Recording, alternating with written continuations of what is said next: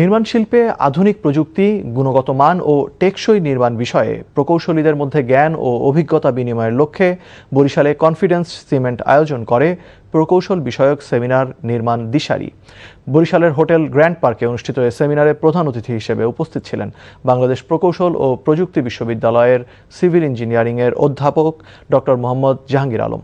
সেমিনারে construction quality control of foundation বিষয়ে বাংলাদেশ প্রেক্ষাপটে ফাউন্ডেশনের নির্মাণ মান নিয়ন্ত্রণ, অদক্ষ শ্রমিকের মাধ্যমে নির্মাণ কাজ পরিচালনার ঝুঁকি এবং নির্মাণের গুণগত মান নিশ্চিত করতে সরকার ও প্রশাসনের ভূমিকা নিয়ে গুরুত্বপূর্ণ আলোচনা করা হয়।